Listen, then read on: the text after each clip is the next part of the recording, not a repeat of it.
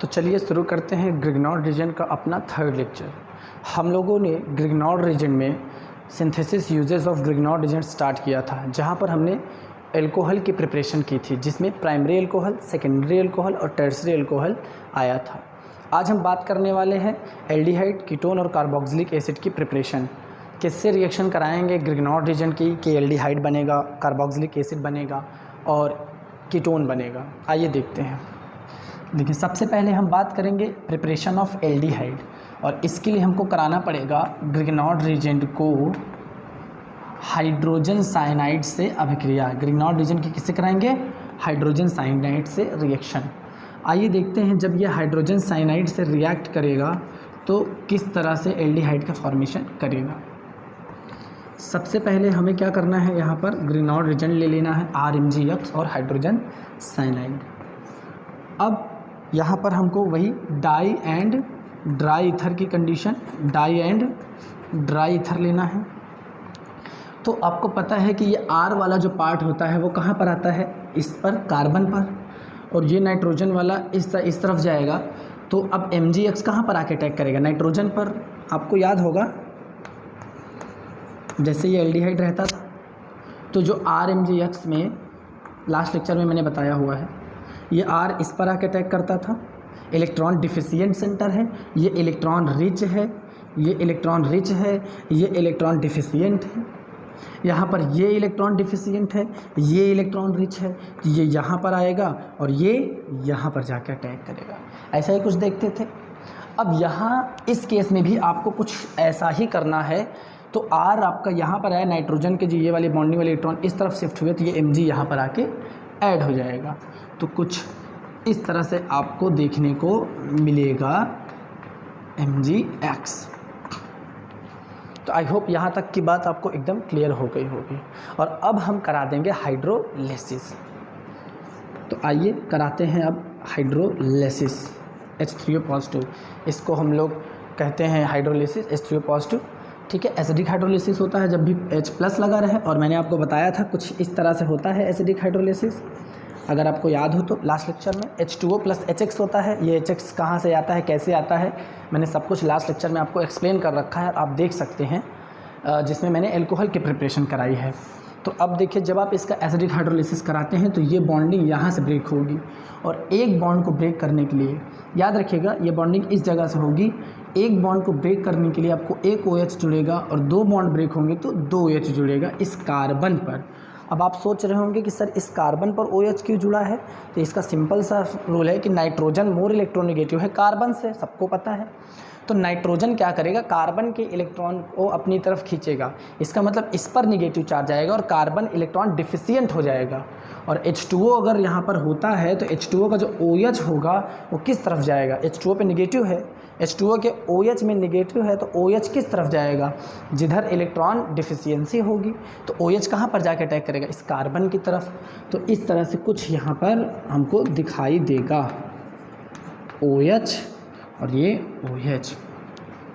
और आपका ये जो Mg मैग्नीशियम है वो NH2 और ये X हो जाएगा।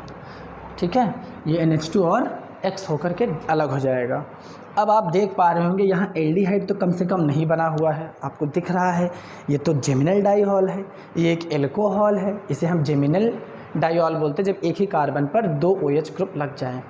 पर अब आपको एक मैं नई बात बताता हूँ, वो क्या है कि एक कार्बन पर 2 हाइड्रोक्सी ग्रुप स्टेबल नहीं होते हैं, तो इस वजह से यहाँ पर से वाटर रिमूव हो जाएगा। अब वाटर रिमूव हो गया तब आपको कुछ ऐसा सा दिखने को मिलेगा, और अब आपको ये लग रहा है कि यस सर ये तो एल्डिहाइड है, तो ऑफ कोर्स ये एल्डिहाइड है। इस तरह से हम एल्डिहाइड का फॉर्मेशन कर सकते हैं। तो आई होप कि आपको एल्डिहाइड का फॉर्मेशन समझ में आया होगा। अब आप एक होमवर्क या कह सकते हैं कोई एक क्लास वर्क जो मैं आपको दे रहा हूँ, आप उसके लिए कर सकते हैं। आप क्या करिए, एसिटाल्डिहाइड बना लीजिए, और या कह सकते हैं एथेनॉल बना लीजिए और प्रोपेनॉल बना लीजिएगा फॉर द प्रैक्टिस के लिए। आप प्रैक्टिस के लिए इन दोनों को बना सकते हैं। और प्रोपेनॉल में अगर मैं यहाँ पर मेथिल लगा दूँ तो वो और बेहतर होगा आपको समझाने के लिए। अब आप एक बात गौर कर पा रहे होंगे कि आप हाइड्रोजन साइनाइड के सिवा कुछ और नहीं ले सकते। तो इससे ये पता चलता है कि अगर हमको ये बनाना है तो ये तो हाइड्रोजन साइनाइड से काम चल जाएगा, ये तो हाइड्रोजन साइनाइड है, देख लीजिए। लेकिन अब हमको जो चेंजिंग करनी है वो कहाँ करनी होगी, इस R में करनी होगी। और ये R आया कहाँ से है, इस ग्रिग्नॉड रीजेंट से आया है। यानी हमको इधर वाला पार्ट जो भी बनाना है, जो इधर वाला पार्ट रहेगा वही R रहेगा। मतलब एल्डिहाइड के इस तरफ वाला जितने भी पार्ट ये रहेंगे वो ये R डिसाइड करेंगे, ना कि ये, क्योंकि इसमें तो सिर्फ एक ही कार्बन है। तो आई होप आपको ये वाली बात भी समझ में आई होगी कि आप किस तरह से इन दोनों का सिंथेसिस कर सकते हैं। अब आइए हम चलते हैं कीटोन की तरफ और देखते हैं कीटोन का फॉर्मेशन किस तरह से होता है।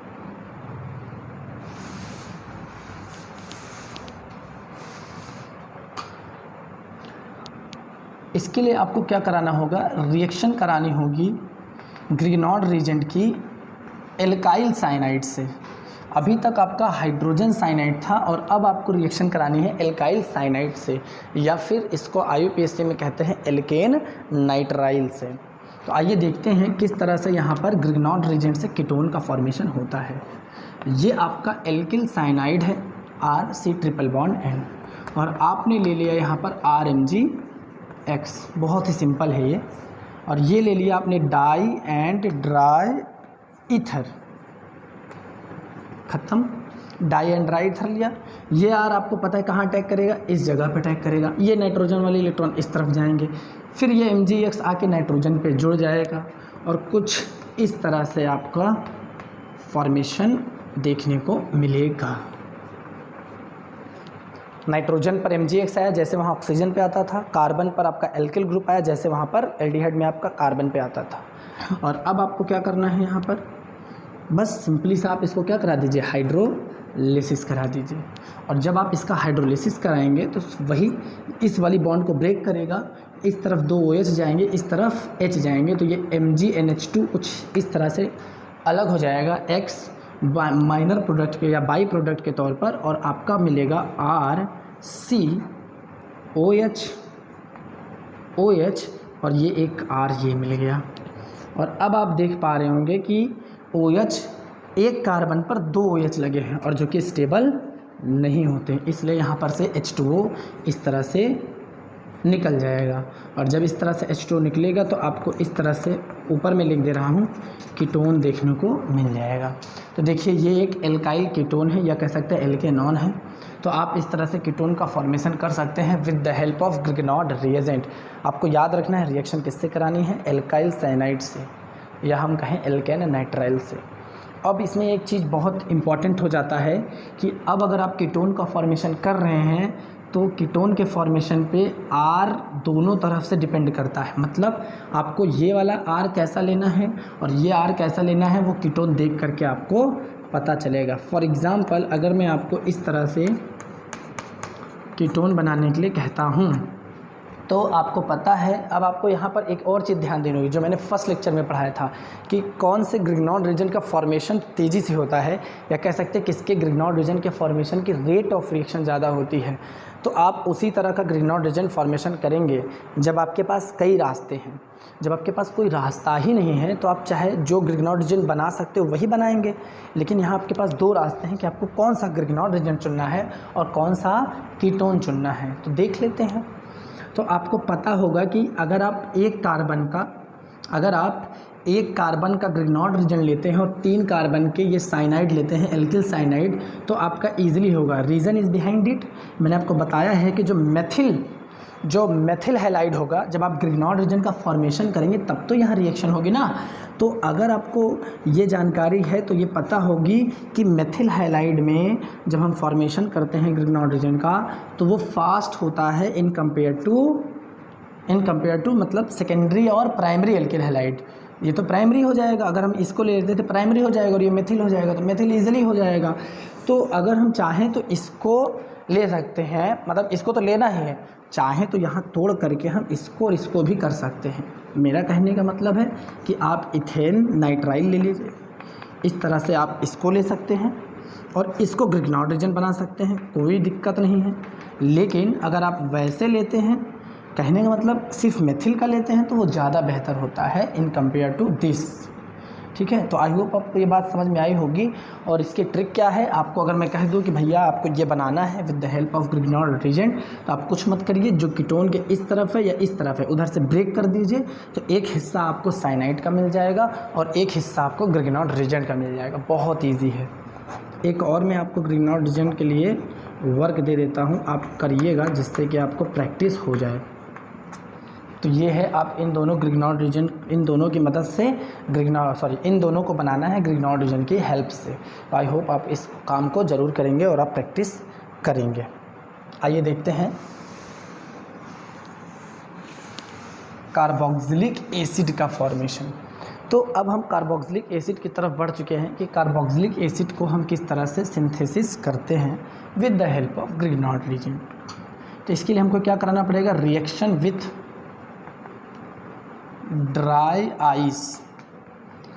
अब ये ड्राई आइस क्या है इसको भी समझते हैं। दरअसल जो कार्बन डाइऑक्साइड होता है उसको कहते हैं ड्राई आइस, उसको कहते हैं ड्राई आइस या फिर सॉलिड आइस कहते हैं। तो जब कार्बन डाइऑक्साइड की रिएक्शन हम कराएंगे ग्रिग्नॉर्ड रिएजेंट से तो हमारा कार्बोक्सिलिक एसिड बनेगा। अब वो कैसे बनेगा आइए देखते हैं। ये हमारा ग्रिग्नॉर्ड रिएजेंट है और ये हमारा ड्राई आइस है, बोले तो कार्बन डाइऑक्साइड है। और ये ले ली हमने डाई एंड ड्राई की कंडीशन, ईथर वाली, ईथर, ठीक है। अब इस ड्राई एंड ड्राई की जगह क्या रखना है ये भी आपको पता है, आपने पास्ट लेक्चर अगर देखा होगा तो पता होगा। जैसे आप ET2O रखते हो, क्या रखते हो, ET2O रखते हो, डाई एंड ड्राई, ठीक है। तो एथिल, इसको क्या बोलेंगे, डाई इथाइल ईथर। तो अब देखिए क्या होगा, ये R कहाँ पर जाएगा, इस जगह पे जाएगा, ठीक है, माइनस। और यह या तो इधर वाला ऑक्सीजन या तो इस तरफ वाले ऑक्सीजन की तरफ से क्या होगी, बॉन्ड यहाँ पर ब्रेक होगा, इधर या इधर दोनों तरफ, क्योंकि दोनों तरफ से सेम है तो आप किधर से भी कराएं, ये इस तरफ से यहाँ पर नेगेटिव आएगा। और जब ये नेगेटिव आएगा तो ये पॉजिटिव वाला पार्ट कहाँ पर जाएगा, यहाँ जाके अटैक कर देगा। आई होप आपको ये मैकेनिज्म, ये वाला पार्ट समझ में आया होगा। तो अब देखिए कुछ इस तरह से आपको देखने को मिलेगा, MgX, ये डबल बॉन्ड O और ये R आपका ऐसे जुड़ गया। और ये तो आपने पहले भी किया है in the formation of alcohol, जब आप एल्कोहल का फॉर्मेशन करते थे, H2O जब लेते थे, H3O पॉजिटिव, अगर ये H2O तोड़ेगा तो H2O पे देखिए H+ होता है और OH माइनस होता है, कुछ इस तरह से होता है। अब H+ कहाँ जाएगा, यहाँ माइनस वाले पार्ट पर, और प्लस वाले पार्ट पे कौन, OH जाएगा। तो कुछ इस तरह से MgX और ये OH निकल जाएगा, रिमूव हो जाएगा, और H आपका कहाँ पर आ जाएगा, इस OH वाले पार्ट पर, और आपको मिलेगा RCOH डबल बॉन्ड O। अब ऐसा सा कीटोन तो आप देखते नहीं हो, अजीब सा लगता है आपको देखने में। तो देखिए मैं इसको सही से कीटोन बना देता हूँ, RC double bond O OH। मैंने क्या किया है, डबल बॉन्ड O को ऊपर करके OH ऐसे कर दिया। तो ये कोई वो बहुत बड़ी बात नहीं है, दोनों सेम चीज़ें हैं। तो आपको कैसा कार्बोक्सिलिक एसिड, सॉरी मैंने आई थिंक कीटोन बोल दिया था, आपको क्या मिला, कार्बोक्सिलिक एसिड। देख लीजिए ये कार्बोक्सिलिक एसिड मिल गया। करना क्या था, सिर्फ कार्बन डाइऑक्साइड से रिएक्शन। तो आई होप आपको ये फॉर्मेशन भी समझ में आया होगा। इसी तरह से आप क्या बना सकते हैं, एसिटिक एसिड का फॉर्मेशन कर सकते हैं।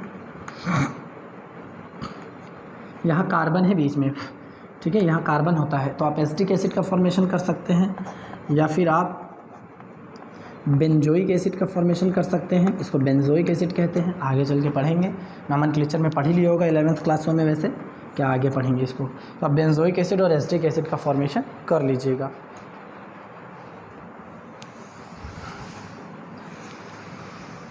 अब कुछ नया, ये सब तो आपने देखा होगा। आइए आपको बताता हूँ कि एल्केन सल्फोनिक एसिड या एल्काइल सल्फोनिक एसिड कैसे बनाते हैं, सल्फोनिक नहीं सल्फेनिक एसिड कैसे बनाते हैं। तो देखिए आपको क्या करना है, रिएक्शन करानी है सल्फ़र डाइऑक्साइड से, रिएक्शन विथ सल्फ़र डाइऑक्साइड। ये काफ़ी इंटरेस्टिंग है, बिल्कुल कार्बन डाइऑक्साइड की तरह ही हूबहू रिएक्शन होती है, पर यहाँ पर आपको समझने वाली बात है कि आपने इसको जल्दी देखा नहीं होगा, इसलिए इसका भी फॉर्मेशन आपको याद रखना है किस तरह से होगा। आपको क्या लेना है, डाई एंड ड्राई ईथर, वैसे ही डाई एंड ड्राई ईथर फिर से लेना है। अब आपको क्या करना है, यहाँ पर R कहाँ अटैक करेगा, इस सल्फ़र पर, क्योंकि ऑक्सीजन की इलेक्ट्रोनेगेटिविटी ऑब्वियस सी बात है ज़्यादा होती है तो वहाँ नहीं अटैक करेगा वो, ये इधर जाएगा, MgX उधर आएगा। अब आपको ये रट जाने वाली है, ऐसी तरीके से मैंने इसको बता दिया है। तो कुछ इस तरह से OMgX यहाँ पर आ जाएगा। अब आपको क्या करना है, हाइड्रोलिसिस करानी है, H3O पॉजिटिव लेना है। अब आपका बाई प्रोडक्ट दिखाएं या ना दिखाएं उससे फ़र्क नहीं पड़ता, ये कुछ इस तरह से हो जाएगा। अब आप ये मत सोचेगा कि मैंने इसको OH कर दिया, ना ना ना, ये वाले OH को मैंने OH लिखा, ये O को मैंने ऊपर लिख दिया है। अब इसका नाम क्या होगा, तो इसका नाम होता है एल्केन सल्फीनिक एसिड। क्या नाम होता है, सल्फीनिक एसिड। इसका नाम होता है एल्केन सल्फीनिक एसिड। अब देखिए 3 तरह के होते हैं। RSO3H जो होता है उसको सल्फोनिक एसिड बोलते हैं, सल्फोनिक एसिड। RSO2H जो होता है उसको सल्फीनिक एसिड बोलते हैं, और RSOH अगर होता है तो उसको बोलते हैं सल्फेनिक एसिड। 3 तरह का होता है, फोनिक, ये क्या होता है, फोनिक, फीनिक और फेनिक। सलसल तो रहेगा ही ना, सिलसिला सलसला। तो ये देखिए एल्केन सल्फेनिक एसिड इस तरह से बना सकते हैं।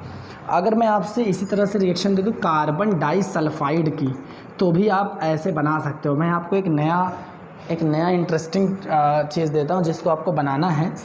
अब आपको सीधे इससे रिएक्शन अगर मैं कह दूँ कार्बन डाइसल्फाइड से करानी है, तो ऑब्वियस सी बात है आप इसकी रिएक्शन करा लोगे, है ना। और आई होप आप इसको करा करके इसका प्रोडक्ट ज़रूर बनाओगे। बिल्कुल वही है कार्बन डाइऑक्साइड, कार्बन डाइसल्फाइड और सल्फर डाइऑक्साइड की तरह। आपको क्या करना है, RMgX की रिएक्शन इस कार्बन डाइसल्फाइड से करानी है। ये काफ़ी नया है आपके लिए, आप इस पर करिएगा, ट्राई मारिएगा, देखते हैं होता है या नहीं। तो आई होप आपको ये वीडियो बहुत पसंद आई होगी, अच्छी लगी होगी, इन्फॉर्मेटिव लगी होगी। अगर आपको इन्फॉर्मेटिव लगी है तो वीडियो को लाइक करके जाइएगा, और अगर आपको यहाँ से कोई क्वेश्चन उठ रहा हो तो आप जो है कमेंट बॉक्स में कमेंट करके पूछ सकते हैं किसी भी इश्यूज़, कोई भी प्रॉब्लम पर, ठीक है। तो आप चलते हैं एक लास्ट होमवर्क के साथ। लास्ट एक और मैं दे देता हूँ आपको, इससे रिएक्शन करानी है। अगर सपोज़ कार्बन हो जाए, ये ऑक्सीजन हो जाए, सल्फ़र, तो अब ये सोचने वाली बात है कि आपका जो ऑक्सीजन की तरफ शिफ्ट होगा इलेक्ट्रॉन या सल्फ़र की तरफ शिफ्ट होगा इलेक्ट्रॉन, प्रोडक्ट कौन सा बनेगा, ये ज़रा सोचिएगा। अगर आप ये कर लिए तो आप समझिए कि आपको आ गया। यहाँ पर इलेक्ट्रोनेगेटिविटी का एक फैक्टर वर्क करेगा कि किस तरफ से इलेक्ट्रॉन जाएगा, मतलब कार्बन पे तो आ रहेगा ही, लेकिन ऑक्सीजन की तरफ जाएगा या सल्फ़र की तरफ जाएगा, ये देखना बहुत इंपॉर्टेंट होगा। और ये देखना इंपॉर्टेंट होगा कि आप में से कौन इसको कर लेता है। तो आई होप आपको अब इस लेक्चर पूरा कंप्लीट हुआ कि हम कैसे करते हैं इस रिएक्शन को पूरी। तो आई होप कि आपको समझ में आया होगा, इन्फॉर्मेटिव लगा होगा। अब आप वीडियो को लाइक करके चैनल को सब्सक्राइब करके जाइएगा। Thank you.